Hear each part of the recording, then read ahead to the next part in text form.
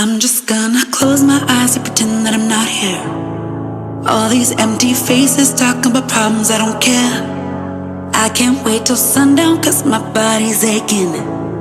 I just wanna dance, I just wanna dance. Don't you wanna party? Standing in the crowd feeling heartbeat. Everybody's carefree, everybody's carefree. Don't you wanna party? Standing in the crowd feeling heartbeat. Don't you wanna party? Don't you wanna party? Électrique, énergique et audacieuse, New York fascine le monde entier. New York est une ville en perpétuelle ébullition dont l'énergie saisit chaque visiteur. Une ville mythique qui n'a pas fini de séduire. New York est la principale ville des États-Unis devant Los Angeles et Chicago. Donc, elle est située sur la côte est des États-Unis dans l'État de New York. Il s'agit de la ville la plus peuplée des États-Unis. 8,3 millions d'habitants. Ce chiffre peut même monter jusqu'à 23 millions d'habitants si l'on compte le Grand New York ou l'aire urbaine, c'est-à-dire la ville et les zones périphériques qui lui sont liées, notamment les déplacements que font les habitants du travail au domicile.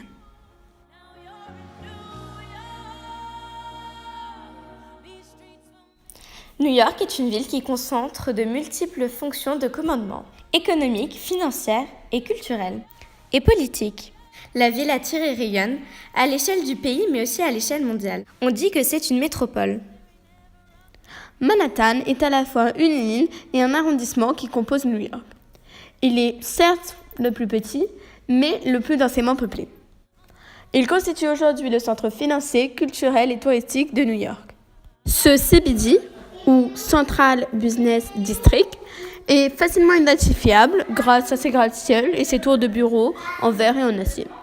Manhattan possède un quartier important pour la finance. On y trouve Wall Street, la bourse, où chaque jour sont brassées des sommes astronomiques qui influencent la finance du monde entier.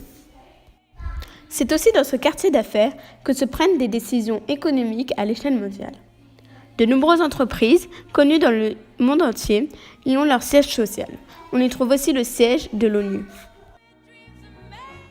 New York est un foisonnement culturel, notamment Broadway, le quartier des théâtres. La partie la plus connue de la rue est longée d'une succession de théâtres. Broadway en regroupe aujourd'hui plus de 40.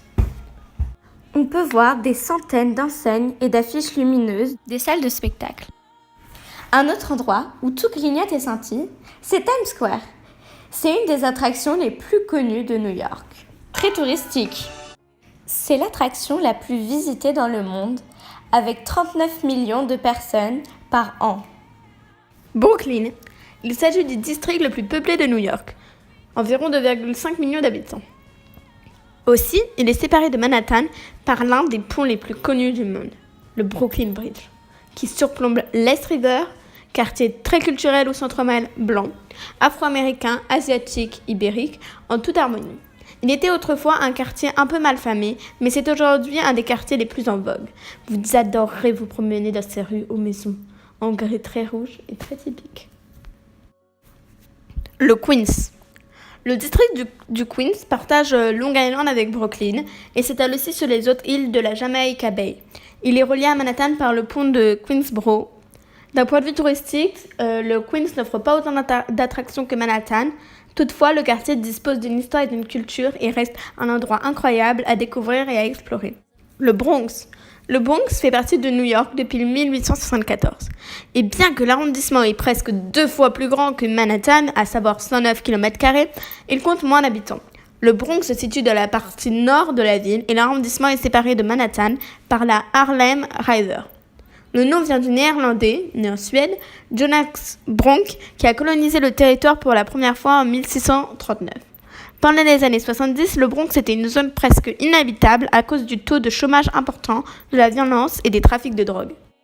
D'ailleurs, le stade des Yankees se situe à South Bronx. La construction du nouveau stade a coûté 1,65 milliard de dollars parce qu'il avait été fermé et du coup il a été rénové et il peut accueillir jusqu'à presque 50 000 personnes. Staten Island est à la fois une île et l'un des 5 arrondissements de la ville de New York. Il coïncide avec le comté de Richmond, appelé Richmond County, Découpage administratif de l'État de New York, mais ce dernier ne fonctionne pas comme un comté, à proprement parler.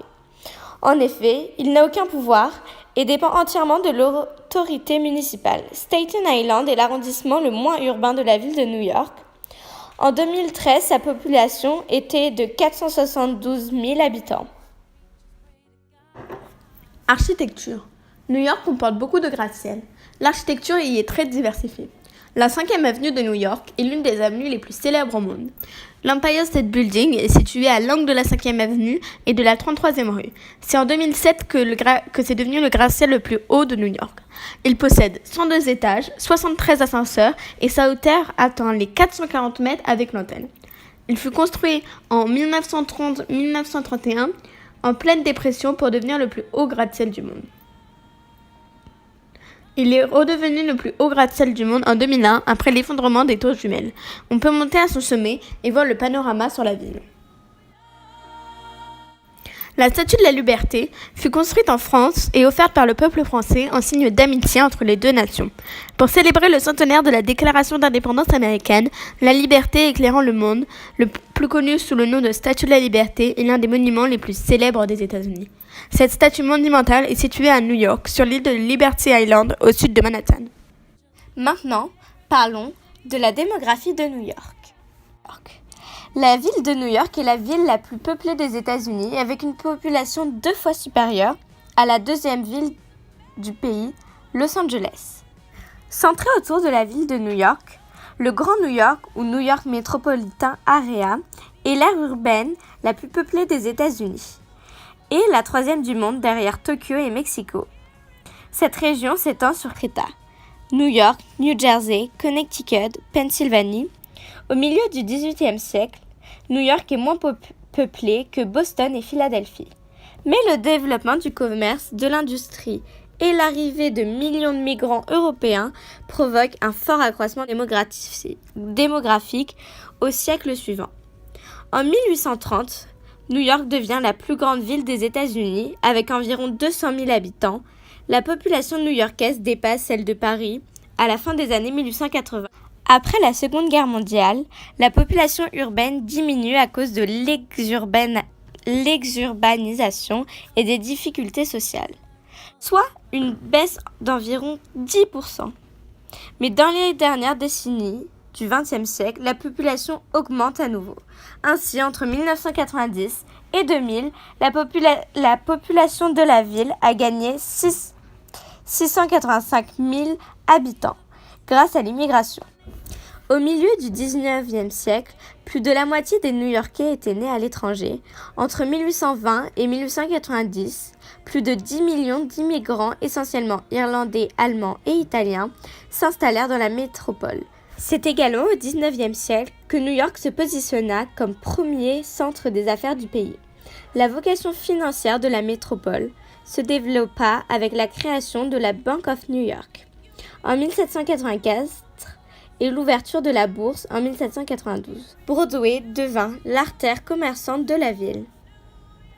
Au cours de la première moitié du XXe siècle, la ville devint un centre d'envergure internationale. La croissance urbaine nécessita toujours plus d'investissements dans les transports.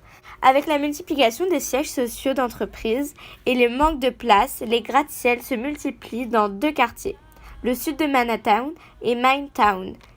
Donc, en 1929, New York compte déjà 188 immeubles de plus de 20 étages.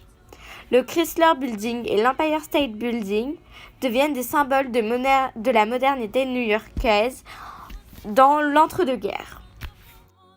New York a subi des changements de température, le réchauffement climatique. Certains New-Yorkais s'imaginent même une situation apocalyptique. La pointe sud de Manhattan submergée, Wall Street anéantie, la Statue de la Liberté et son île inondée, seul au milieu des vagues.